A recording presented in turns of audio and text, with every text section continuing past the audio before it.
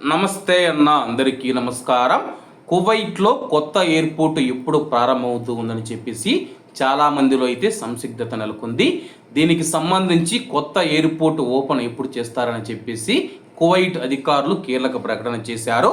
Kuwait అంతర్జాతీయ విమానాశ్రయంలో 3వ రన్వే, కొత్త కంట్రోల్ టవర్ మరియు ఎయిర్ కార్గో సిటీ వంటి ప్రధాన ప్రాజెక్టులను పూర్తి చేసి తర్వాత ఓపెన్ చేస్తామని చెప్పి director general of civil aviation, acting director general Otaibi గారు తెలిపారు.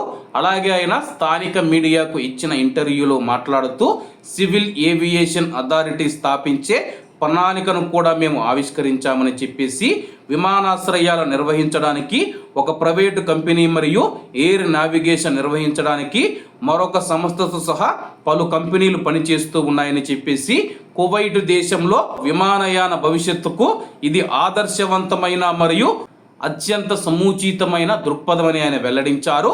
2026 చివరి త్రైమాసికంలో కొత్త కువైట్ అంతర్జాతీయ విమానాశ్రయం ప్రారంభించబడుతుందని చెప్పి ఆయన వెల్లడించారు. ఎయిర్ కార్గో సిటీ 77 కంటే ఎక్కువ జాయింట్ కార్గో ఎయిర్ క్రాఫ్ట్ల సామర్థ్యంతో మిడిల్ ఈస్ట్లోనే అతిపెద్దదని చెప్పేసి ఆయన వెల్లడించారు. ఇది ఆపరేట్ చేయడానికి సిద్ధంగా ఉన్న ప్రాజెక్ట్ అని చెప్పేసి మౌలిక సదుపాయాల ప్రాజెక్టుల సంఖ్య 13కి చేరుకుంది.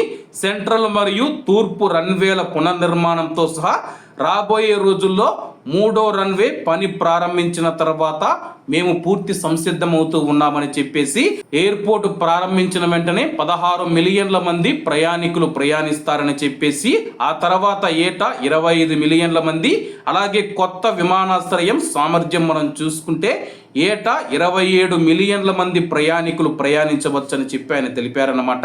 27 మిలియన్ల ప్రయాణికులు అంటే 2,70,00,000 మంది ప్రయాణికులు ప్రతి ఏటా కొత్త ఎయిర్పోర్టు ద్వారా ప్రయాణించే సామర్థ్యం ఎయిర్పోర్టు కలిగి ఉందని చెప్పి ఆయన వెల్లడించారు.